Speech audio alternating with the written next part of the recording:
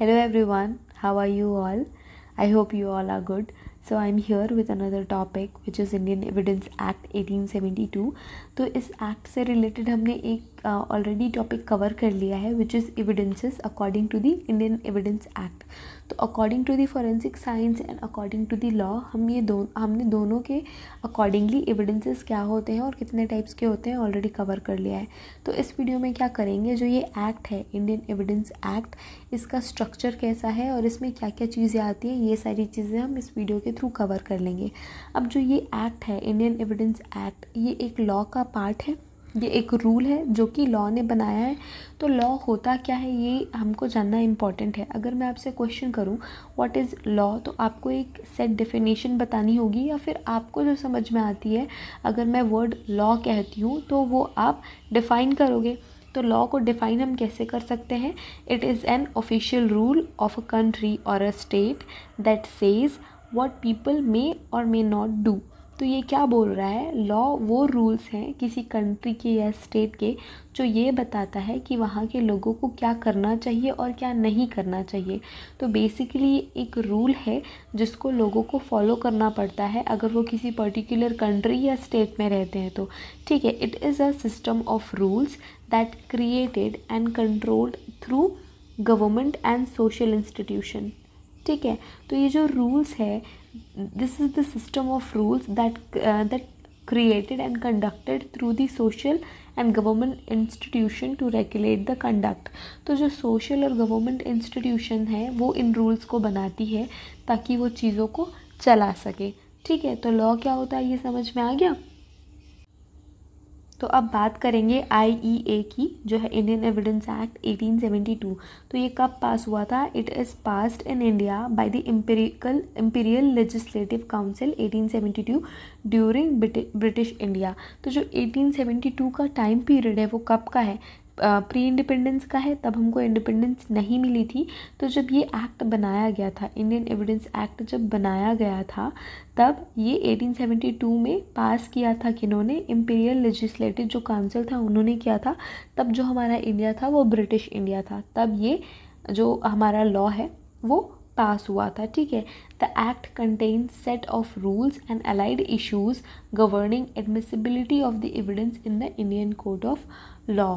तो ये क्या है, जो ये एक्ट है, this act contains set of rules. तो इस एक्ट में कुछ रूल्स हैं और कुछ इश्यूज़ हैं जो कि ये बताता है कि गवर्नमेंट एविडेंस को एडमिसिबल कब करती है कोर्ट में, कौन से सिचुएशन में एडमिसिबल करती है, कौन से टाइप के एविडेंसेस को हम कोर्ट में प्रेजेंट कर सकते हैं या नहीं कर सकते हैं. तो इन सारी चीज़ों का इन्फॉर्मेशन इस लॉ में दिया गया है. ये जो एक्ट है हमारा इंडियन एविडेंस एक्ट, इसमें ये सारी चीज़ों के बारे में दिया गया है कि कब कौन से एविडेंस हम कोर्ट में प्रेजेंट कर सकते हैं और कौन से इम्पॉर्टेंट एविडेंसेस हैं और कौन से एविडेंसेस उतने इम्पॉर्टेंट नहीं हैं या उनका कोई फ़र्क नहीं पड़ता है.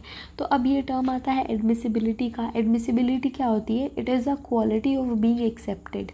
तो जो एडमिसिबिलिटी वर्ड है, उस वर्ड का मीनिंग क्या है? ये एक क्वालिटी है ऑफ बीइंग एक्सेप्टेड, जो ये बताती है कि कोई पर्टिकुलर चीज़ एक्सेप्ट हो रही है या नहीं हो रही है, वो चीज़ वैलिड है या नहीं है. A quality of being accepted और valid specially as a evidence in the court of law. तो कोई चीज़ वैलिड है या नहीं है, वो कोर्ट ऑफ लॉ में एज अ एविडेंस एक्सेप्ट होगी या नहीं होगी, तब ये टर्म आएगा एडमिसिबिलिटी. अगर कोई पर्टिकुलर ऑब्जेक्ट एडमिसिबल है, मतलब उस ऑब्जेक्ट को हम कोर्ट में प्रेजेंट कर सकते हैं एज अ एविडेंस.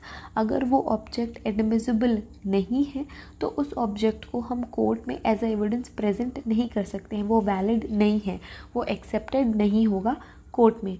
तो ये टर्म है एडमिसिबिलिटी का. ठीक है, क्लियर है. The law was enacted in the 15th मार्च 1872. अब ये लॉ जब कब बना था? तो 15 मार्च को बना था 1872 में. The law came into force in 1 सितंबर 1872. और फोर्स में कब आया ये लॉ? कब फोर्स में आया? तो ये आया 1 सितंबर 1872 में. बना कब था? 15 मार्च 1872. और वो कब रेगुलेशन में आया? 1 सितंबर 1872 में। It contains 167 sections and 16 schedules. तो क्या है इसमें, टोटल कितने सेक्शन है इस लॉ में, 167 सेक्शंस है और कितने शेड्यूल्स हैं, 16 शेड्यूल्स हैं। ठीक है। It applies in both civil and criminal law.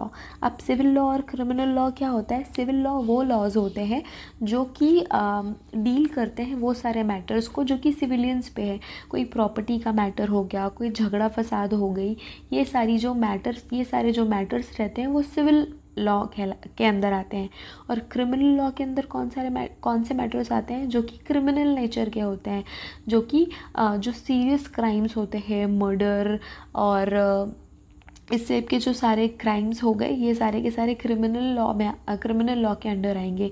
चोरी हो गई, डकैती हो गई, मर्डर हो गया, मारपीट हो गई, तो ये सारी चीज़ें क्रिमिनल लॉ के अंडर आएंगी। और सिविल लॉ के अंडर जो सारी प्रॉपर्टी के केसेस हो गए, कोई डॉक्यूमेंट का केस है, कोई विल का केस है, अगर ये सारी चीज़ें हैं तो वह सिविल लॉ में आती है। बट अगर कोई झगड़ा शुरू हुआ प्रॉपर्टी की वजह से, तो अगर प्रॉपर्टी का इशू है तो सिविल लॉ में जाएगा। बट प्रॉपर्टी की इशू से अगर किसी पर्सन ने किसी का मर्डर कर दिया तो वो क्रिमिनल लॉ के अंडर आ जाएगा। ठीक है, क्लियर है सिविल लॉ और क्रिमिनल लॉ। तो ये जो हमारा इंडियन एविडेंस एक्ट है ये दोनों में काम करता है, सिविल लॉ में भी काम करेगा और क्रिमिनल लॉ में भी काम करेगा। ठीक है, अब इसका स्ट्रक्चर कैसा है एक ओवरव्यू देख लेते हैं। Structure and overview of the evidence act, Indian evidence act. तो पार्ट 1 क्या है, पार्ट 1 कंटेन्स सेक्शन 1 to 55, 1 से लेके 55 सेक्शंस हैं जो कि डिवाइड होते हैं, डिवाइडेड।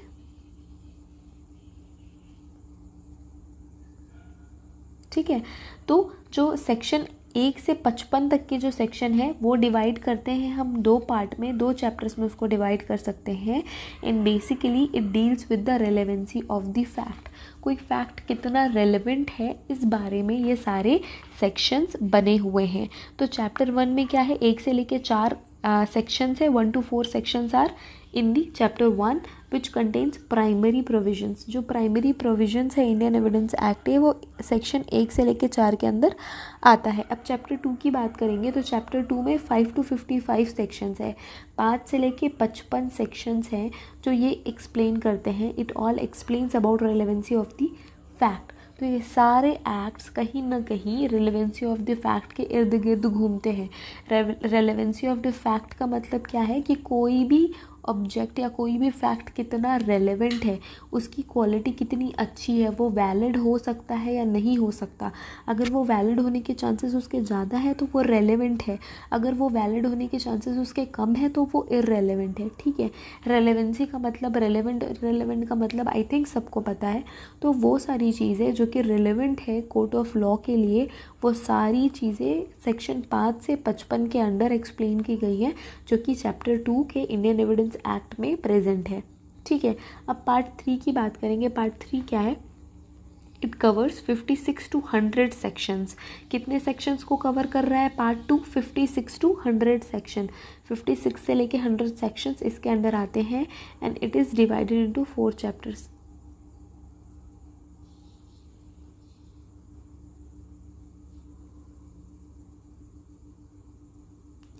प्लीज़ जहाँ पे भी डिवाइडेड है वो डिसाइडेड हो गया है तो प्लीज़ करेक्टेड फॉर मी। तो जो पार्ट 2 है उसमें 56 to 100 सेक्शंस हैं और इनको हम 4 चैप्टर्स में डिवाइड कर सकते हैं। And it deals with the provision of on proof. ठीक है, तो ऑन प्रूफ मीन्स जो कि प्रूव करना है हमको कुछ। हम कोर्ट ऑफ लॉ में क्यों प्रेजेंट हुए हैं, क्योंकि हर कोई यहाँ कुछ ना कुछ प्रूव करना चाहता है थ्रू द एविडेंसेस। अब प्रूव करने के लिए कुछ एविडेंसेस की ज़रूरत है ना। तो प्रूव करने के लिए जो भी चीज़ें यूज़ हो रही हैं या जो कुछ प्रूव करने के जो प्रोसीजर्स हैं या जो लॉ है वो ये सारे सेक्शन के अंडर आएंगे जो कि पार्ट 2 में है। 56 to 100 सेक्शंस हैं जो कि 4 चैप्टर्स में डिवाइडेड है जो कि डील करेंगे ऑन प्रूफ। चैप्टर 3 के अंदर कितने सेक्शंस आ रहे हैं, चैप्टर 3 के अंदर 56 to 58 सेक्शंस हैं जो कि एक्सप्लेन करते हैं facts which not need to be prove. अब कुछ ऐसे फैक्ट्स हैं जिनको प्रूव करने की ज़रूरत नहीं है। ठीक है, इन जो भी चीज़ें हैं ये ऑलरेडी प्रूव्ड है और ये वो चीज़ें होती हैं जो कोर्ट करता है। अगर कोर्ट ने कोई नोटिस जारी किया है, कुछ चीज़ जारी किया है, तो उसको प्रूव करने की ज़रूरत नहीं है। तो ये सारी की सारी चीज़ें सेक्शन 56 to 58 के अंडर है, जिसमें ये सारी चीज़ें एक्सप्लेन की गई हैं कि कौन कौन सी ऐसी चीज़ है, कौन ऐसा डॉक्यूमेंट है जिसको प्रूव करने की ज़रूरत नहीं है। तो जो कोर्ट डॉक्यूमेंट रिलीज़ करेगा या वो कुछ करेगा, कोर्ट का के साइड से अगर कुछ हो रहा है तो उसको एक्सप्लेन और प्रूव करने की ज़रूरत नहीं है। तो इन सारी चीज़ों के बारे में सेक्शन 56 to 58 में दिया गया है। अब बात करेंगे चैप्टर 4 की। चैप्टर 4 में 59 to 60 सेक्शंस हैं जो कि ये एक्सप्लेन करते हैं अबाउट दी ओरल एविडेंस। जो हमारा ओरल एविडेंस है उसके बारे में ये सारी जो सेक्शंस है वो डील करती हैं। कौन कौन से सेक्शन? 56 to 60 सेक्शंस हैं। तो ये सारी चीज़ें ओरल एविडेंस पे डिपेंडेंट है, ओरल एविडेंस को एक्सप्लेन करती हैं। चैप्टर 5 में क्या है? चैप्टर 5 में section 61 to 19A and it explains about the documentary evidence. Documentary evidence को एक्सप्लेन करेंगे 61 to 19A, ठीक है। तो ये चैप्टर 5 है। नेक्स्ट चैप्टर क्या है? नेक्स्ट चैप्टर है chapter 6 which is section 91 to 100। Section 91 to 100 है, ये सारे के सारे चैप्टर 6 में आएंगे पार्ट 2 में। And it explains about the exclusion of oral and documentary evidences. इसमें क्या बताया गया है कि कब कब हम ओरल और डॉक्यूमेंट एविडेंस को एक्सक्लूड कर देंगे, उसका एक्सक्लूजन होगा, हम उसको नहीं मानेंगे या उसको निष्कासित कर देंगे। तो कौन कौन से एविडेंसेस को, ओरल या डॉक्यूमेंट्री एविडेंस को कौन कौन से सिचुएशंस में हम नहीं मान्य करेंगे। तो ये सारी चीज़ें सेक्शन चैप्टर 6 में है, सेक्शन 91 to 100। फिर आएगा पार्ट 3। पार्ट 3 में कितने सेक्शंस है भाई? Section 101 to 167। अब टोटल 167 सेक्शंस ही हैं।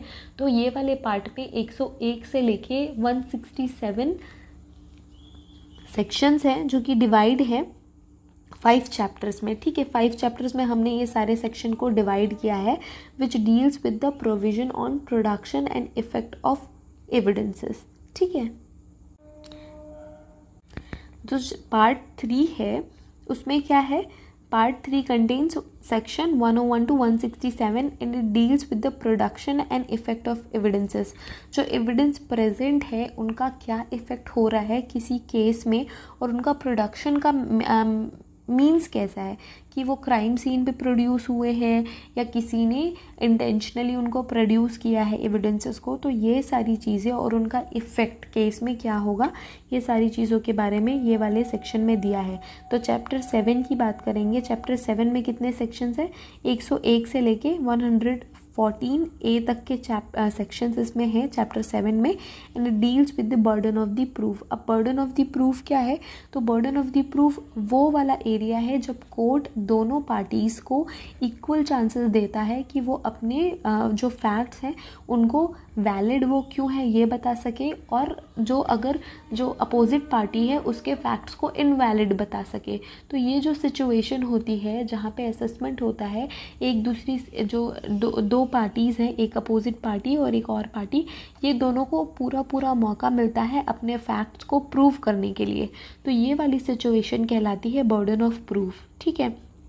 तो चैप्टर 7 में सेक्शन 101। अब बात करेंगे चैप्टर 8 की। चैप्टर 8 में कितने सेक्शंस है? सेक्शन 115 से 117 तक के सेक्शंस चैप्टर 8 में है। And it explains about the estoppel. इसके बारे में नेक्स्ट वीडियो में बात करेंगे। जब डाइंग डिक्लेरेशन पढ़ेंगे तो ये सारी चीज़ों के बारे में पढ़ेंगे, ठीक है।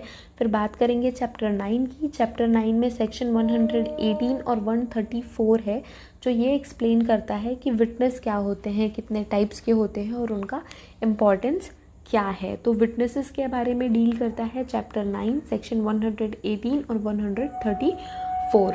अब बात करेंगे चैप्टर 10 की। जो चैप्टर 10 है उसके अंदर कितने सेक्शन है? 135 to 166 and that explain about the examination of the witness. जो हमारे पास विटनेस है, जो भी टाइप का विटनेस है, उनका एग्जामिनेशन कैसे करना है हमने, वो सारी चीज़ें चैप्टर 10 में दी हुई है जो कि सेक्शन अंडर आएगा 135 to 166 में। चैप्टर 11 क्या है? सेक्शन 167 जो कि लास्ट सेक्शन है हमारे एक्ट का, 167 जो सेक्शन है, it deals with the improper admission and rejection of the evidence. Improper admission मतलब गलत तरीके से एडमिशन किया हुआ, गलत तरीके से कोर्ट में प्रेजेंट किए हुए एविडेंसेस, और एविडेंस के रिजेक्शन के बारे में जो भी इम्पॉर्टेंट इंफॉर्मेशंस हैं वो सारी की सारी सेक्शन 167 में दी हैं, जो कि चैप्टर 11 में है। ठीक है, तो ये जो टोटल 167 सेक्शंस थे वो हमने ओवरव्यू देख लिया है एक बार कि इस एक्ट में है क्या चीज़। तो इस एक्ट में एक अमेंडमेंट भी हुआ है, और उसके अलावा जो डाइंग डिक्लेरेशन वाला चीज़ है वो हम नेक्स्ट वीडियो में करेंगे। ठीक है, तो यहाँ तक जो हमारा एक्ट है वो कंप्लीट हो गया है। लॉ से शुरू किया हमने, फिर सारे 1 2 3 पार्ट हमने कवर कर लिए। उसके अंदर कुछ चैप्टर्स में डिवाइडेड है, सारे जो पार्ट्स हैं वो भी हमने देख लिए, और कौन से सेक्शन से कब तक के सेक्शंस किस चीज़ को डील करते हैं और एक्सप्लेन करते हैं ये भी हमने पढ़ लिया। ठीक है, तो आई होप आपको ये सारी चीज़ें समझ आई होंगी, and thank you so much for watching this. अगर आपको ये वीडियो पसंद आई तो आप अपने फ्रेंड्स के साथ शेयर करो, और लाइक कर सकते हो आप हमारा चैनल। अगर आपको यूज़फुल लगता है तो आप इसको सब्सक्राइब कर सकते हैं। I am looking forward for the subscribes and likes. Thank you so much for watching this again, and I hope you all have a good day. Thank you.